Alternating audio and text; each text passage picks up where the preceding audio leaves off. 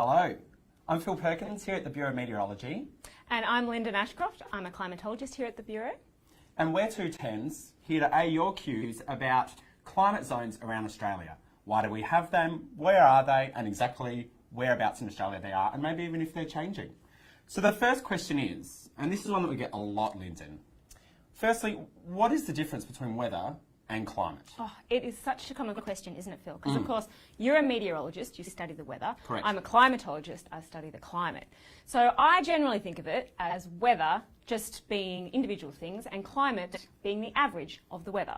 But that's a bit of a mathematical answer. So another way that I like to think of it is climate being your wardrobe and weather being what you would pick out of the wardrobe for an individual day. So someone living on Bruny Island would have a different wardrobe to someone who lives up in Brizzy, for example. I mean, both would have a jumper in there and maybe a pair of togs, but one of those things is going to get a lot more wear in Bruny Island than it is in Brisbane. Both have some cold nights. The other way that I like to think of it, and this is the way I explain of it on our Introduction to Meteorology course, is weather is what we expect. It's sort of what we get over a long time frame. So that's climate.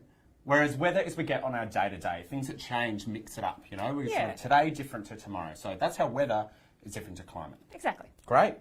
So the second question is, so what exactly is a climate zone then? We talked about climate being like an average of the weather. But what's a climate zone? Yeah, so a climate zone is simply a part of the world that have different parts of the world that have similar temperature and rainfall and kind of plants to each other. So things that experience similar temperatures and rainfall and similar plants grow. Okay. That's so it. kind of similar conditions that give sort of similar vegetation around the world. Yeah, exactly. So we've got maybe an example might be where everyone knows the Mediterranean Sea in Europe. But we also have similar climate zones in Australia that we might call Mediterranean. So Adelaide and Perth have a very similar climate to what we expect in the Mediterranean. Yeah, they get really hot summers, the winters are pretty mild, and there's a distinct kind of wet and dry pattern to the rainfall throughout the year. That's it. Yeah. So gum trees is a pretty good example of that, and the bushfires that go with that vegetation is also a pretty good example of how the two interrelate. Exactly, yeah, exactly. Fantastic. So then another one that we get then is, all right, well, Australia's big and the north is closer to the equator, the south is closer to the South Pole, so that's climate, that's why we've got climate zones. Is that true? Is there more to it than that?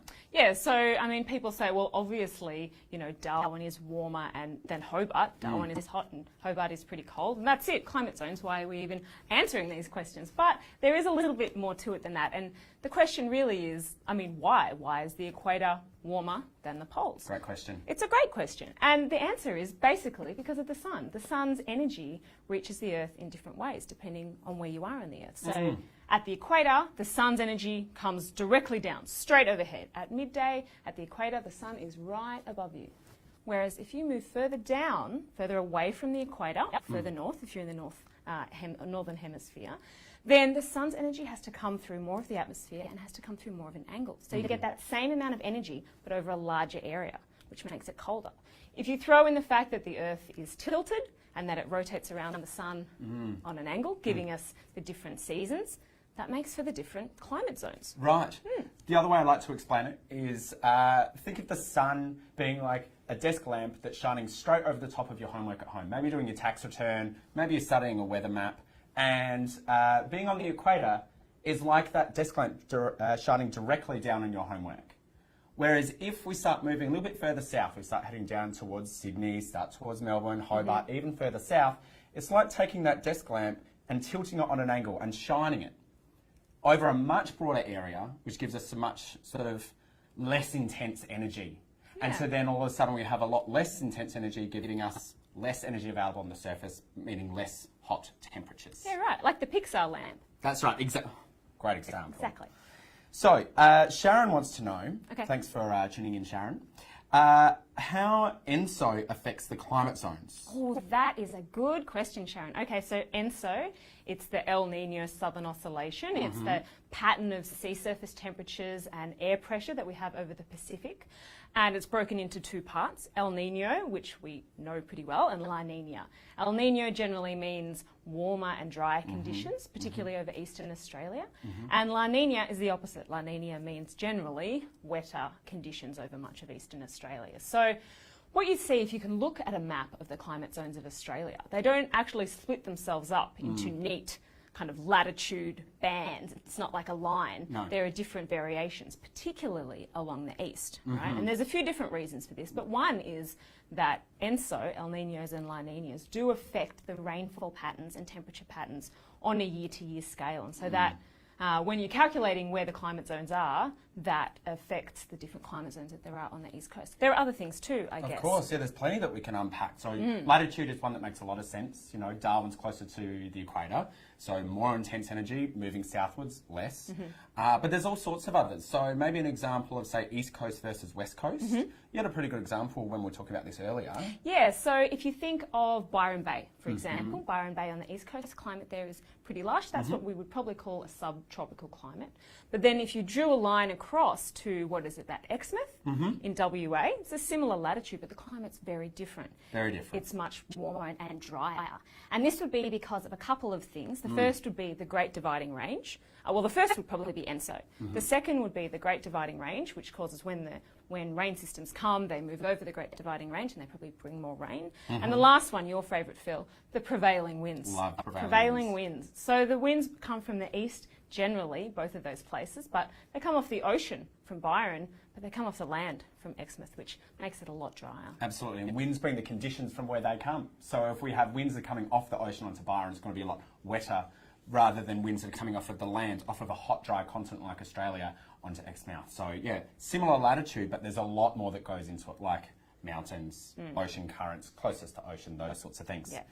Okay, so there's two-pronged from Sharon. The second one is, will El Nino happen this year, and if so, when? Oh my goodness. Sharon, what a great question. Full of ENSO questions. I love it. Done our homework, I love it. I know. All right, so El Nino at the moment, we're on watch. We're on El Nino watch for that, and that means that this year there's a 50% likelihood that an El Nino will form by the end of the year.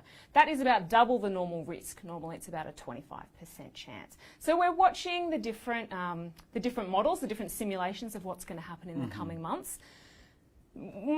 About 50% chance, I think, that it will come in the next couple of months. Next couple of months. Yeah. Okay. So keep watching. We release a climate and weather outlook. The next one's coming out at the end of the month, and we'll have more information then. We run the models pretty regularly. Great. So it's every 2 weeks, I think we do an Every update 2 for weeks, those ones. yeah.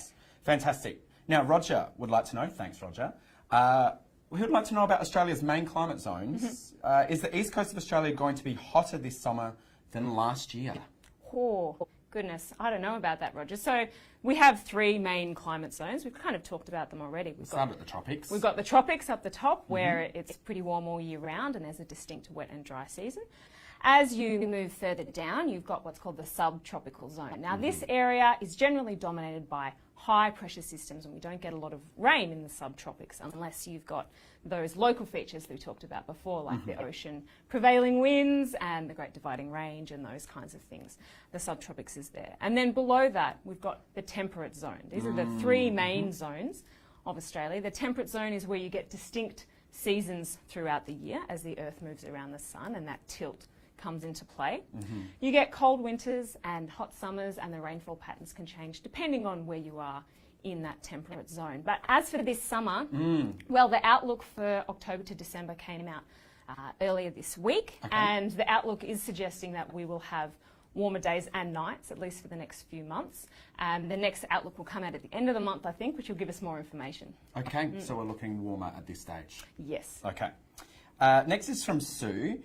Sue wants to know about areas in drought on the east coast and the climate zones.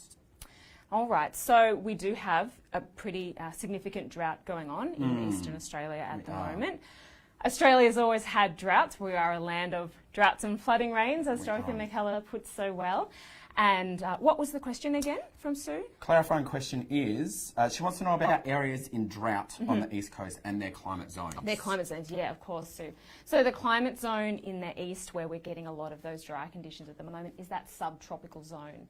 What happens there is at the equator, right, we've got warm conditions, warm, humid conditions. The air there is heated up, it rises. As it rises, the water in that air condenses and falls as rain. The air keeps rising and rising, gets to the top of the atmosphere, it has to go somewhere, so it goes out. It goes towards the poles. And then when it gets further enough away from the equator, it cools and it sinks. And that sinking air makes those high pressure systems, which makes for beautiful sunny days, but doesn't bring a lot of rain. And that's pretty common, right? So that's usually around 30 degrees south and north on either side of the equator. So, you know, much of Australia is underneath that 30 degrees south line. Similarly, we've got southern parts of Africa and also northern Africa for 30 degrees north. So, look, these aren't uncommon areas in the world. No. So if we're in a subtropical area in that part of the country at the moment, is there much else sort of that we can say about those areas? Is there much sort of an indication of what could happen over the next few months? Well, the thing with this drought, from what I understand, is that not only have we got drier conditions, we haven't had La Nina event for a few years, for example, but what we've also had is really warm conditions. We've had unusually warm for most of the year, actually, in that part of Australia. And those warm conditions, when it's dry, as well as being warmer than normal, any moisture that's in the soil is just going to get sucked up, get evaporated, which just makes the drought a lot worse. Yes. So, I mean, these subtropical zones is where we are having where we have most of the world's deserts.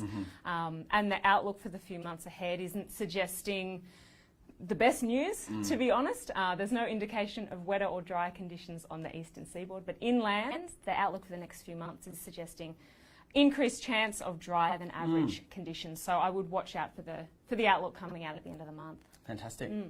Okay, so we've got a question from Callan in Perth, and they want to know what climate zone is Perth in? Oh, that's a good question, Callan. So you would say, Phil, a Mediterranean climate? Kind of alluded to being a Mediterranean, which is kind of a local type one, but broadly... Yeah, if we're breaking it up into those three main zones, I was actually looking at the map just before, and it's kind of at the border between a subtropical and a temperate region. Oh, okay, so, sitting on the fence. Sitting a bit on the fence. And I'm not sure how much Callan has looked at the long-term rainfall in Perth, but there has been a slight drying in the last 40 years or so, suggesting that maybe that subtropical region is just expanding a little bit further. So for the moment, I think Perth is probably in the temperate zone, just. Yeah, okay. And so is there much indication in terms of whether things are moving at all? You indicated that subtropical area might be expanding. Does that mean tropics are expanding as well? No, it's a good question, Phil. The research from around the world actually suggests that the tropical zone as well as the subtropical zone is expanding. As we get warmer, as temperatures increase and more energy gets put into the atmosphere, the tropical zone expands and then the subtropical zone expands. So not only are we getting a slight shift of where those dry belts of high pressure systems sit, we're also getting a shift in, the low pressure systems or the fronts that you see on the weather map that bring rain to much of southern Australia. They're moving a little bit further south as well, particularly in the cooler part of the year. Very interesting. Okay, so next up is Marg wants to know about climate zones. Do they have an impact on volcanoes? Oh, good question, Marg. Good question, Marg. Do they have an impact on volcanoes? I'll have to look into that and get back to you. Off the top of my head, I wouldn't say so. No. I don't think that climate zones in themselves have an impact on volcanoes, but I do know that massive eruptions can impact the weather and climate on a short period of time, 1 to 3 years. Yeah, but I suppose there's something to be said for where a lot of the hot spots of volcanic activity are, and a lot of those are kind of in the tropics, but then there's some in Iceland as well. So that's right. It's got a bit of a coincidence there. I think there's two kind of systems at play there. We've got our geological systems under the earth. That's right, which is the tectonic plates, which I like to think of as you've got a boiled egg and then you drop it and it's broken a bit and you've got all the little sort of shapes on there that's like to move around a little bit. That's one system, and that's driven by the Earth's mantle, the sort of molten core that's pushing those sort of bits of egg fragments around. But then we've also got our atmosphere, and that's the fluid, and that's moving around. So while there might be the occasional interaction between the two, I think they're mostly separate systems. Now, Kaz wants to know about climate zones and the impact of climate change. Are these zones changing over time? So we started to touch upon that a little bit. Yeah. So we've just started to say that the tropics are expanding. Of course, that's an area we get a lot of uplift. And of course, what goes up must come down. So the areas which are the subtropics, where we generally have descending air, starting high up in the atmosphere and then descending and giving us rain-free areas or little rain, that's also expanding and sort of heading southwards as well. So the temperate's shifting south. What does that mean for the poles? The poles are all the way down the far extreme. Yeah, good question. So The polar regions are getting warmer as well. The Arctic particular is one of the places of the world that's heating the most. The Antarctic Peninsula is warming, but the Antarctic, because all these things have been moving south, the strong westerly winds that come around Antarctica have also been kind of protecting Antarctica a little bit from warming, but there are signs that that might be changing. So I think that's an area that we might see a lot of research in the future. There you go. I think maybe one of the last questions that we've got from Sally is, what's your favourite climate zone? What's my favourite climate zone, Sally? It's hard to pick just one, Sally. It's a tough one. Well, I live in the temperate zone, so I'm probably going to have to say the temperate zone, especially at the moment as we're coming into spring, flowers coming out, I can smell the jasmine. What about you, Phil? Oh, look, it's hard to say. I did live in Darwin for a while there, and I'll talk about the 4 seasons in one day, but that's not the case in Darwin. There's either the dry season and the wet season, that's about it. I quite like that. It's always warm, it's always beautiful. So Sounds nice. It's nice. Well, look, I think that's just about what we've got time for now, for live Q&A. However, Linda, what are you doing over the next little while, maybe next half hour to an hour? Have you got time to stick around and I've ask a got few more time questions? to answer any more questions that people have. Fantastic. Well, I've got time for you, Lyndon. So thank you so much for joining us. Oh, look, it's a pleasure, Phil, and we're here to answer all your questions, and we look forward to answering them as we type. We've got a few other meteorologists and climatologists waiting to help us answer questions for the next little while, but thanks so much for joining in. And if you haven't understood any of the things that we talked about, maybe watch the Ask Bomb Climate Zone video as well, which is live on our YouTube channel. Do we have a last minute question, Phil? We do. A last minute question. Last minute questions. Do climates in Australia change over time? Climates in Australia change over time? Well, yeah, they do Let's talk change about over a long period of time. Recently, we are seeing, well, since the 1970s, for example, we're seeing a gradual expansion of the climate zones. Before that, I mean, if we're looking at geological time, I would suppose that when Australia was in a different part of the Earth, That's it, further north? it would have been in a different zone. Further north when it was hugging together with the rest of Gondwana land. But at the moment what we're seeing is a slow expansion of the zones at about, well, some studies suggest up to a degree of latitude, or about 100 kilometres per decade, which is actually pretty scary. Yeah, it is a bit. Yeah.